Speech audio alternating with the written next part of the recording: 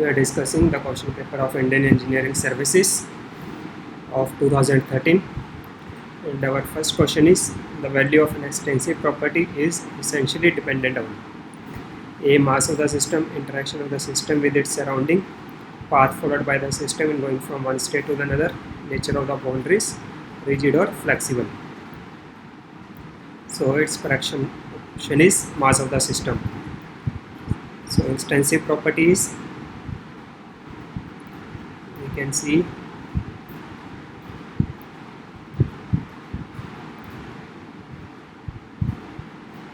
extensive property. Suppose this is our system.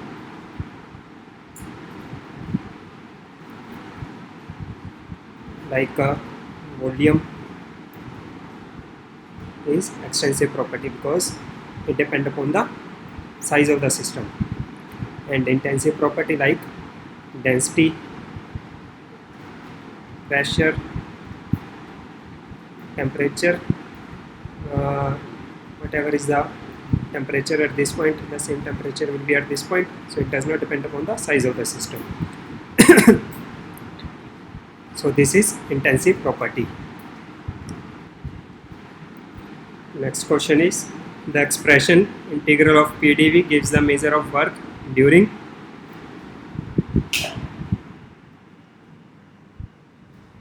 A. non-flow reversible process, B. steady flow reversible process, C.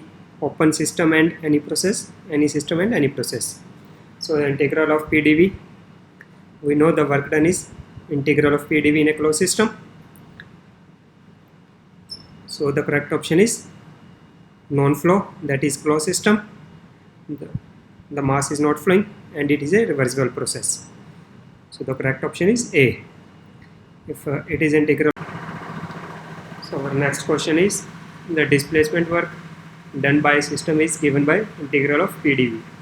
It is valid for any process, quasi-static process, anisotropic process, a non-quasi-static process. So the correct option is B, because integral of PdV is applicable for reversible process and quasi-static process is almost a reversible only. So the correct option is B, and it is also valid for non-flow reversible process. So both are correct, A and quasi-static process.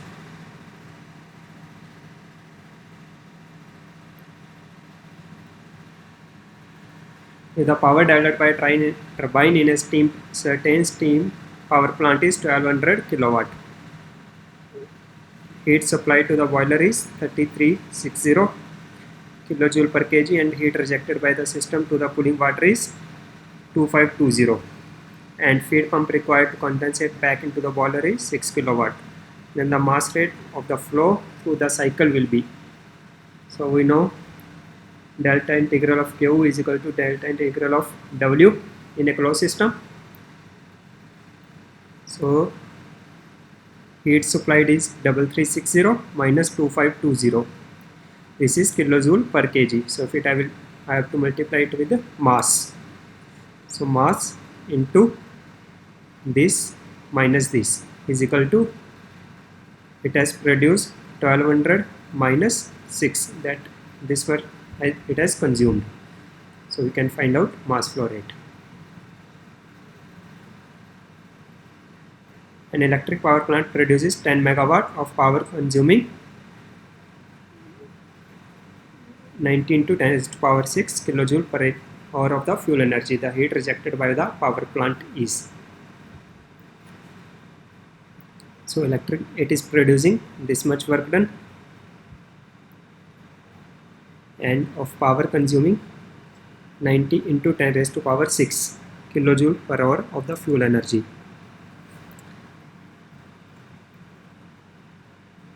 So net power that it is producing is 10 megawatt. So you have to convert this unit into megawatt. So this is 90 into 10 raised to power 6. So if you will convert into megawatt, you can write the formula delta Q in minus delta QR is equal to 10 megawatt. So heat of power consuming this much fuel energy it has consumed. So heat supplied is this one, 19 to 10 raised to power 6. So you have to convert this unit into megawatt and you will find out this thing.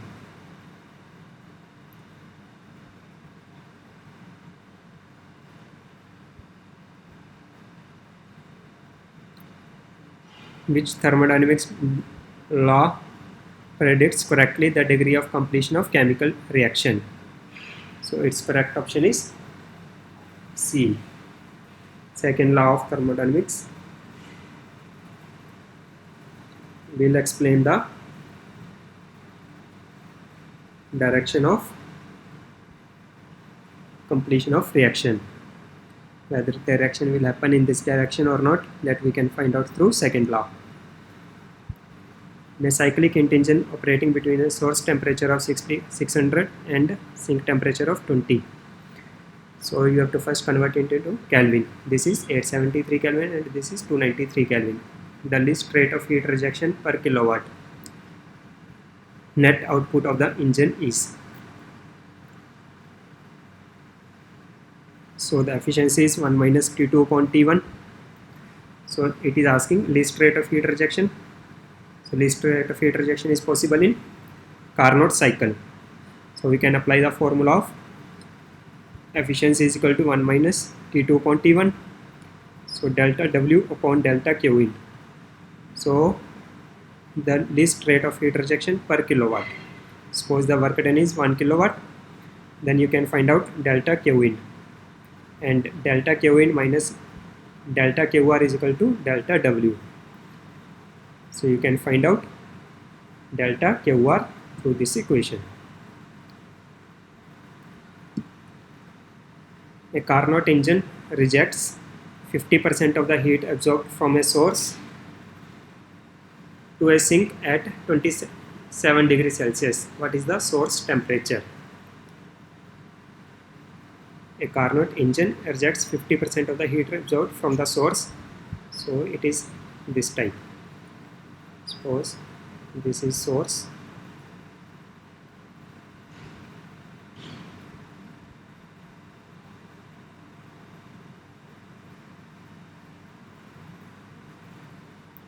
This is at temperature T1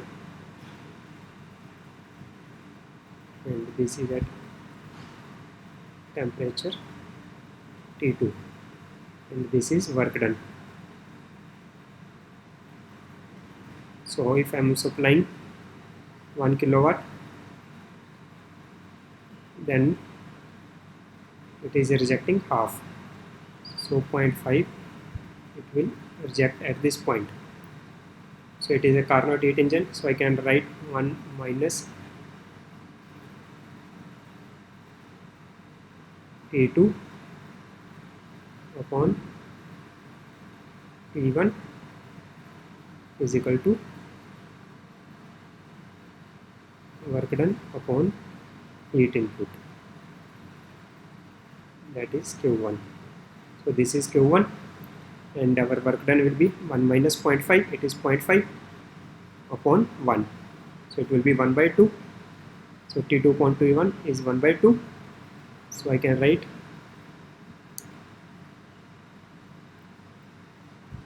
I can find out source temperature through this equation.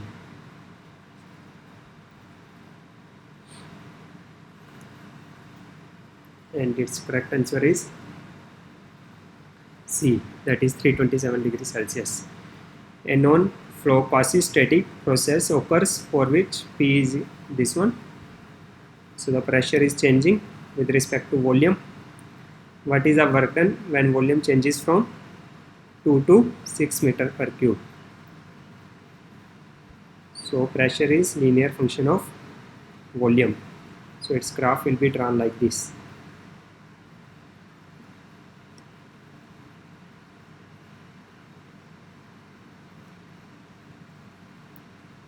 Suppose this is volume axis and This is pressure axis. So the pressure is changing with volume like this. Its slope depends whether it is positive or negative. You can check it is minus. So the line will be like this.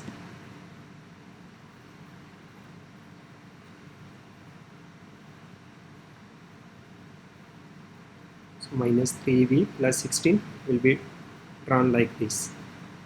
So the area under this graph is our work done.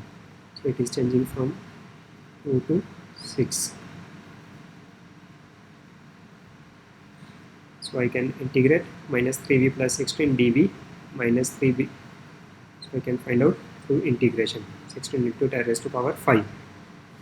So the correct option is A. A refrigeration unit has a COP of 4 and extracts 10 kJ of heat from the cold reservoir. If this machine works as a heat pump, how much heat will it deliver to the environment? So our refrigeration unit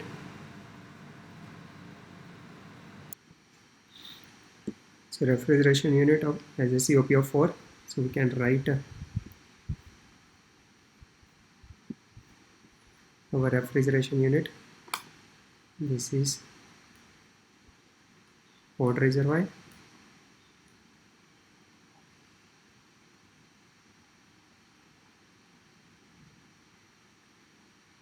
And this is T cold.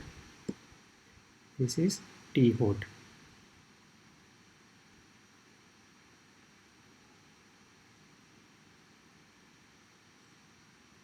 And this is work input.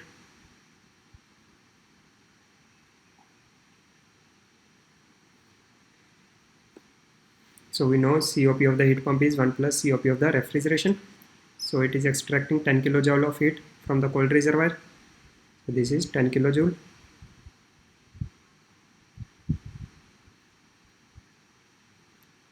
And other thing, it has been given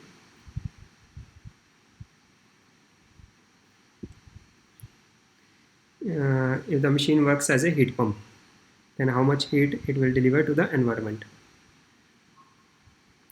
So we can find out COP of the heat pump, that is given as 4. Of refrigeration it is given 4. So 4 is equal to 10 divided by work done. So I can find out work done is 2.5.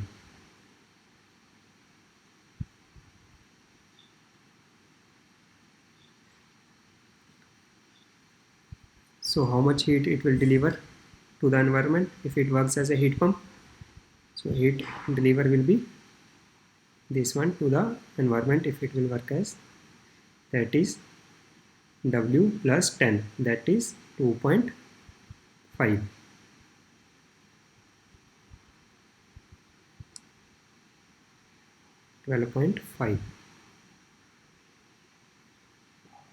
So this much will be heat delivered to the environment if it will works as a heat pump. So the correct option is C.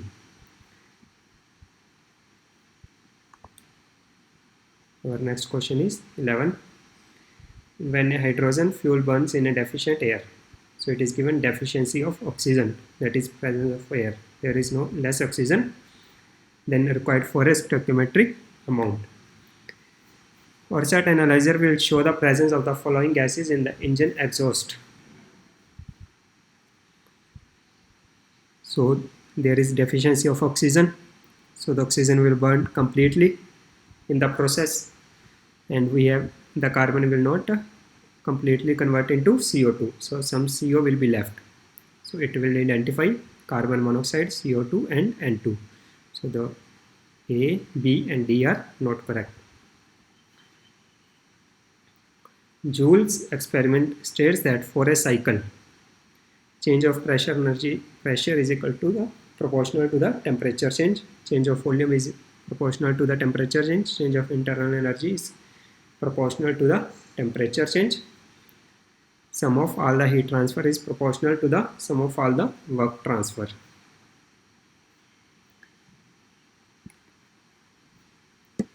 So Joule experiment states that sum of all the heat transfer is proportional to the sum of all the work transfer. So the correct option is D. That is, cycle integral of heat is equal to cycle integral of work done in a cycle.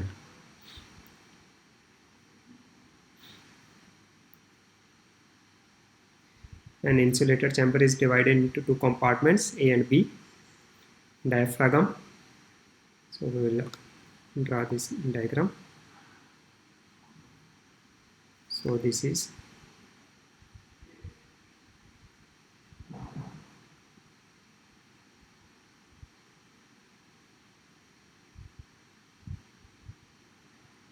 A,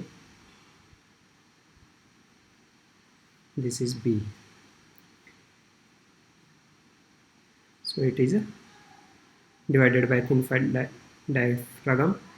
Boiler contains mass of the gas at a pressure P and temperature T, and this is vacuum. The diaphragm is punctured and the gas A into rushes. Rushes this side. The process is called free expansion. So if any gas will expand against the vacuum, then the process is known as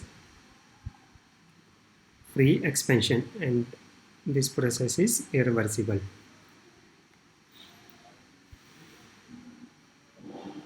A gas is flowing through an insulated nozzle. So this is our nozzle. It is flowing in this direction. If the inlet velocity of the gas is negligible, that is V1 is 0, and there is an enthalpy drop of 45 kilojoule per kg, that is H2 minus H1. This is 1, this is 2. So H2 minus H1 is given for 45 only kilojoule per kg is equal to V square divided by 2000, because we have to convert into kilojoule per kg. I have not taken the mass here, I have taken 1 only. So the correct option is C. The entropy of the universe tends to be, question number is 15. The entropy of the universe tends to be become 0, remain constant, be maximum, attain a certain finite minimum value. So entropy of the universe always increases, so it tends to be maximum, or for an isolated process it can be remain constant. So the correct option is C. If the time taken by a process to execute a process through a finite gradient is infinitely large, then the process option is A is become reversible, B irreversible, C become isothermal, D adiabatic. So the correct option is become reversible if the time taken is infinitely large, that is given here. Then the process becomes reversible. Which of the following processes are irreversible? Heat transfer through a finite temperature difference, free expansion, transfer of the electricity through a resistor. So heat transfer is always a irreversible process through a finite temperature difference. Free expansion is irreversible. We have seen that gas punctured transfer of the electricity through a resistor, because some of the electricity will be wasted in heat energy. So the correct option is A. Which of the following processes are thermodynamically irreversible? Gradual heating of the water from a hot source. So that is correct. Isothermal expansion in a Stirling cycle. Stirling cycle is a reversible cycle. So option 2 is reversible. Mixing of the two ideal gases at a constant pressure. So mixing is always irreversible. So the correct option is 1 and 3. Consider a gas turbine supplied with a gas at 1000 Kelvin and 5 bar to expand adiabatically to 1 bar. So this is T versus S graph, and this is 5 bar, this is 1 bar. Constant pressure line. The mean specific heat at constant pressure is 1.404 and constant volume is 1.766. Calculate the power developed in kilowatt per kg of the gas per second exhaust gas temperature. So we need calculator usually for this type of question, because P1 I can write T2 upon T1 raised to power gamma minus 1 upon gamma. So through that I can find out exhaust gas temperature at this point. Now for work done, consider gas supplied with a gas at 1 bar. The mean specific heat is this one. Calculate the power developed in kilowatt per kg of the gas per second and the exhaust gas temperature.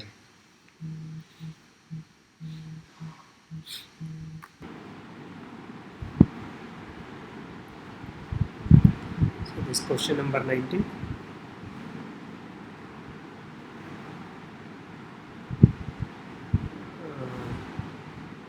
This is the graph.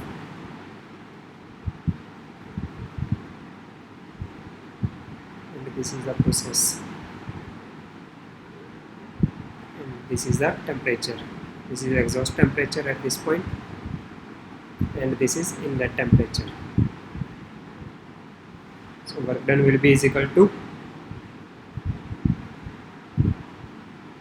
this is 0.1, this is 0.2. So work done is equal to H1 minus H2. So I can write work done is equal to Cp into T1 minus T2. So T1 is given 1000 Kelvin minus T2.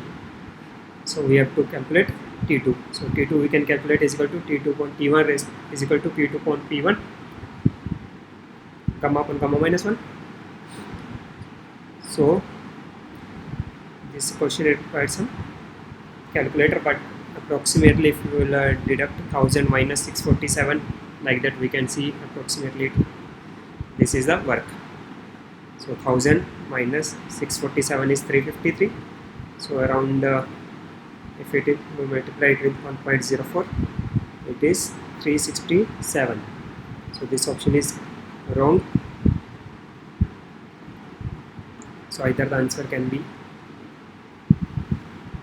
so we have to correctly find out this temperature. But the correct answer for this question is for 19. If you will calculate, it will come B.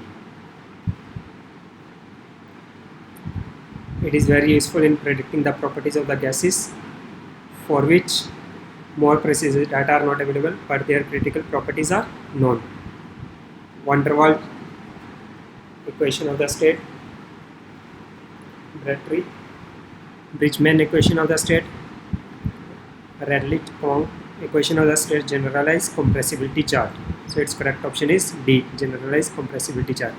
When we don't have enough data for all the gases, but their critical properties are known, then we will use generalized compressibility chart. This chart will look like this thing.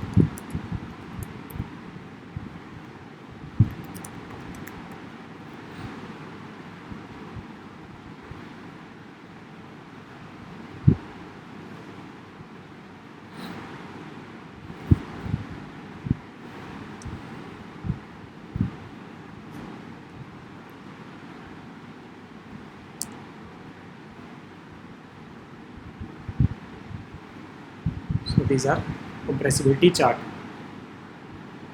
It shows that ideal gas behavior, all the charts will meet at the point 1 when the pressure will tend to very low. So all the gases will meet at this point. So this is called generalized compressibility chart. If a pure substance is below the triple point temperature, then the solid on heating will only. So this generalize our pure substance graph will look like this.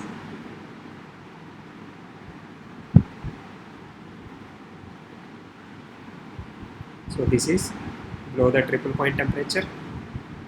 This is called triple point temperature, where all the gases will, all the phases will meet at this point. This is called TP. So when I'm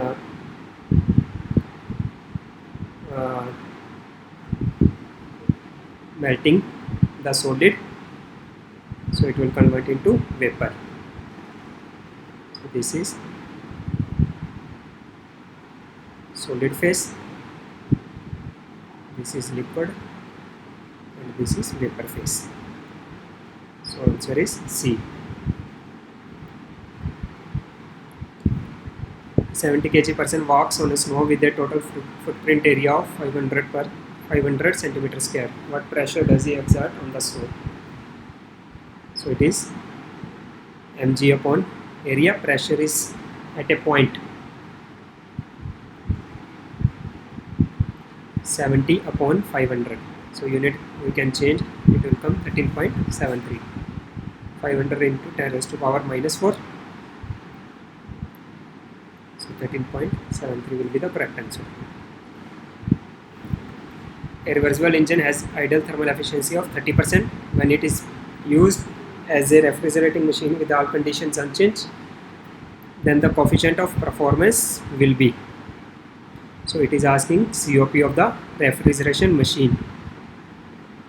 So correct option is, so we can see this is temperature T1 and it is operating as this thing.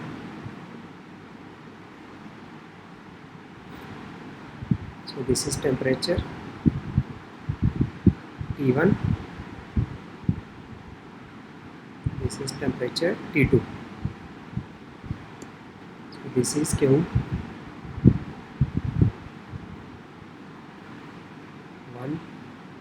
this is W output. So efficiency we will know for the Carnot engine is W upon Q1 .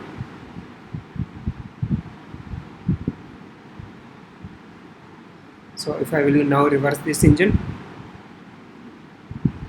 then this will become input and this will become output. So this Q1 upon W, if I will write, it will become COP of heat pump. That is equal to 1 upon efficiency. That is given 30%, so it is 1 upon 0.3.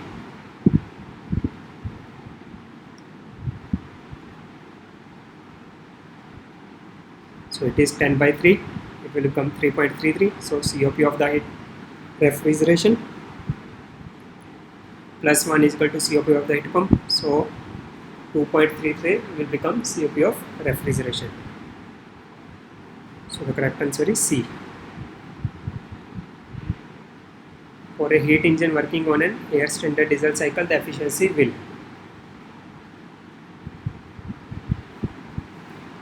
increases as the fuel cutoff ratio is increased, not change as the fuel cutoff ratio is increased, decreases as the fuel cutoff ratio is increased, change as the fuel cutoff ratio is increased. So our diesel cycle, this is the graph between P and V.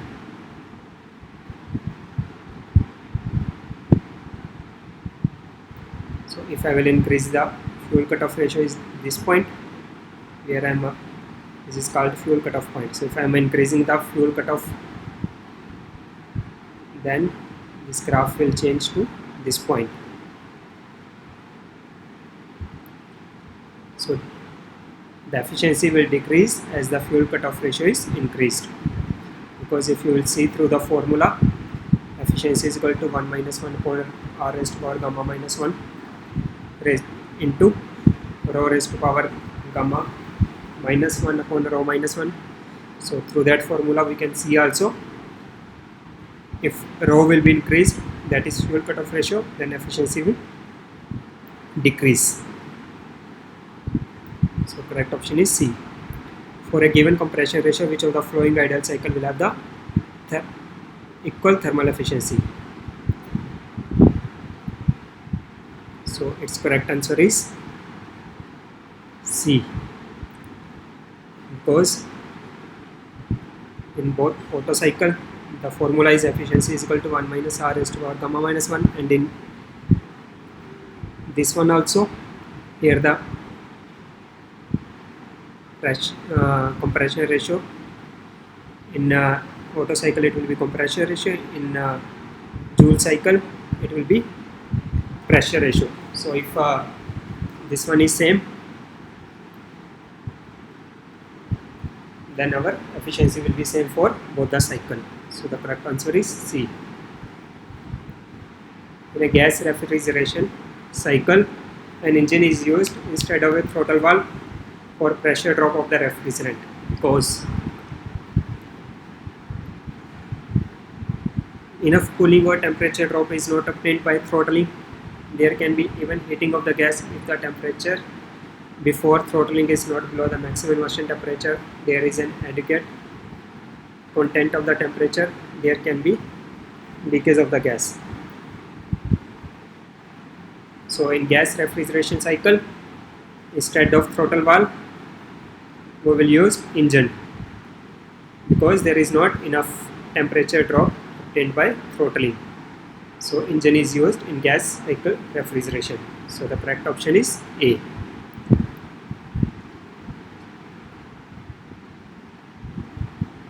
An air standard Otto cycle has a volumetric compression ratio of 6. The lowest cycle pressure is 0.1 and operates between temperature limits of 27 and 1569 degrees Celsius. What is the temperature after isentropic expansion if ratio of specific heat is 1.4?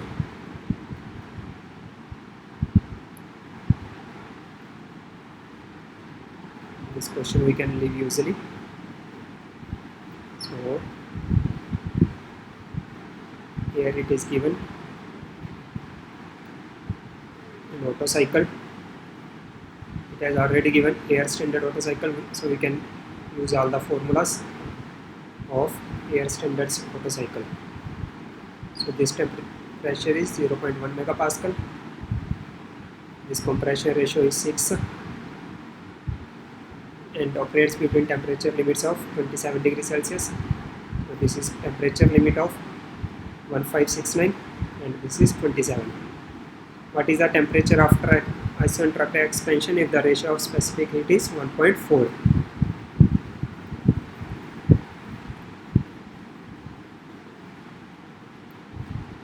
So it is asking after isentropic expansion this temperature.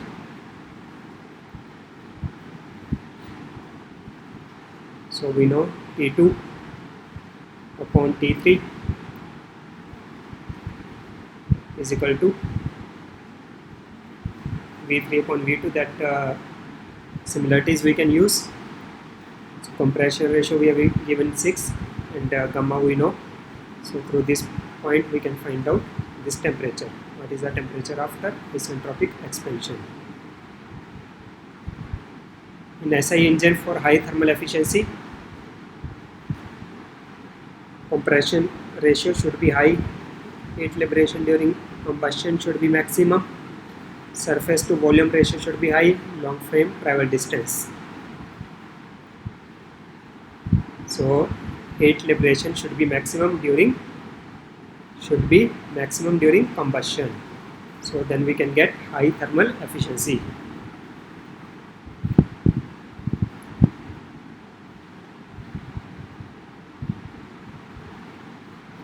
Because if my this line will increase up to this point, then my area will increase,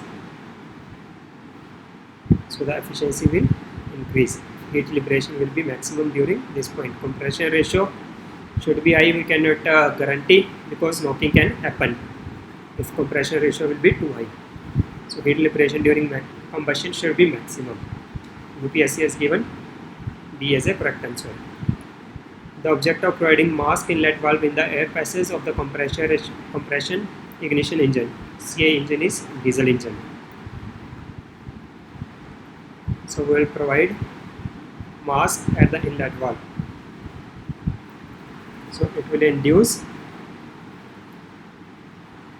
swirl, and UPSC has given the correct answer as D, that is induce secondary turbulence.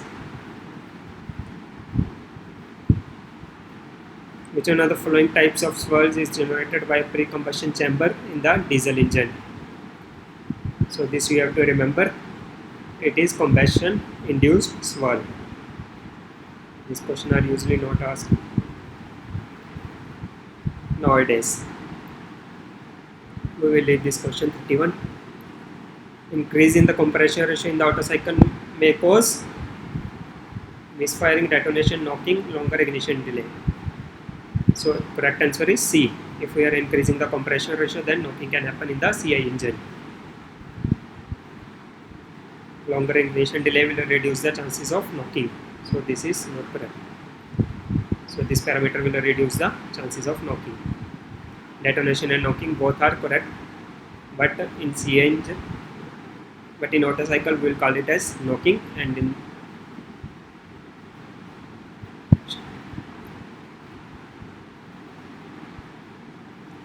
which of the following increases the diesel knocking tendency? Decreasing the compression ratio, decreasing the engine speed, retarded injection timing, and supercharging. So increasing tendency means knocking will happen more. So supercharging reduces the chances of knocking, retarded injection timing will reduce the chances of knocking.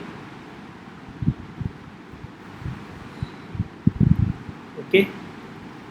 Decrease engine speed also in CI engine will decrease the chances of knocking. So the correct option is A, decreasing compression ratio. It will increase the chances of knocking. Pre-ignition in SI engine results in increase in the work of compression, increase in the network of the process cycles, decrease in fuel efficiencies, decrease in fuel loss from the engine.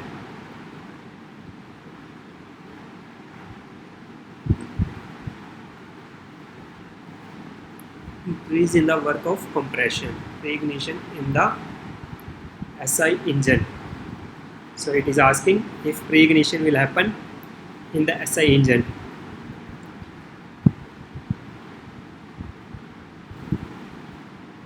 Then increase in the work of compression, because now the gases have to done work more against the compression. So the compression work will increase if the firing will happen before the ignition point, and fuel efficiency will decrease. So correct option is C, 1 and 3. Which of the following statements are correct for diesel knock? A longer ignition delay period increases the tendency of diesel knock. The diesel knock occurs near the end of combustion. That is wrong. In diesel cycle, the knocking will happen at the start of the combustion, and in Otto cycle it will happen at the end of the combustion. The rate of pressure rise in diesel knock is lower than in the detonation in spark ignition engine. So option 2 is wrong. So we can see it is option A, B, C, and the correct answer is C, D. Which of the following remarks pertaining to the supercharging of IC engine are correct? Ideal supercharging increases the output but decreases the thermal efficiency slightly. Option 2 is the indicated mean effective pressure, and the mechanical efficiency increases with supercharging. The permissible amount of supercharging depends on the compression ratio, air fuel mixture, and design of the engine. Fourth, engine friction losses increases with supercharging.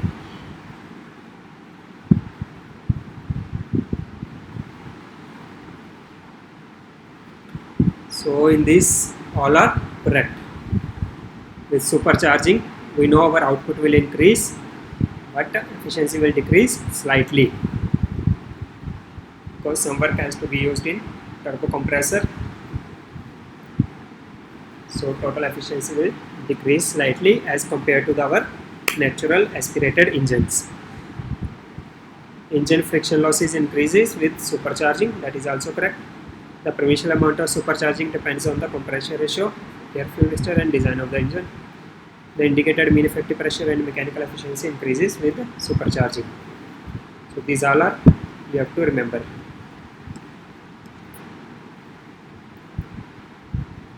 Which of the following statements are correct for turboprop? In turboprop, there will be a turboprop will look like this.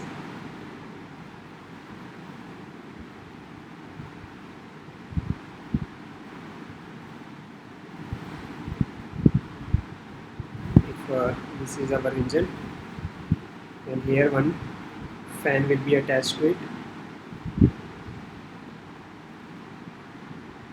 That is called turboprop in the starting. The propulsion efficiency of the turboprop is higher than the turbojet and rockets for the low speeds up to 800 km per hour. We use turboprop only up to the speed of 800 km per hour. So their efficiency will be more in this range. For the same thrust, the turbine in the turboprop aircraft is smaller than in the turbojet aircraft.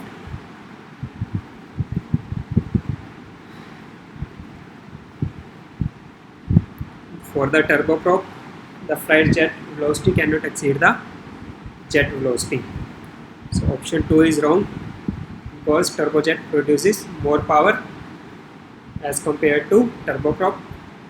So for the same thrust, the turbine in turbojet is smaller as compared to turboprop. So option 2 is wrong. Correct option is D. If the absolute jet exit velocity from a jet engine is 28 meter under per second and forward flight velocity is 1400, then the propulsion efficiency is, so it is ratio of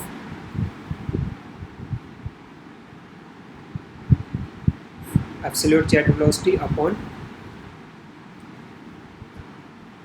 forward flight velocity. So its formula is, suppose this ratio is V upon U. I will call it as P. So efficiency is equal to P upon 1 plus P. So this is 2800 divided by 14. So it is 2 by 3. An air breathing aircraft is lying at a half an altitude where the density is half of the value at the ground level. With reference to the ground level, the air fuel ratio at this altitude will be. So air fuel ratio, this we will leave 39. Which of the following statements are correct for rockets? Unlike the turbojet aircraft, in rockets the flight velocity can exceed the jet velocity. It is asking for rocket. In rockets, gases having lower molecular weight increases the specific thrust, correct? In rockets, the gases are expanded in the nozzle up to the atmospheric pressure. So you can read this theory, but its correct option is B only, 1 and 2.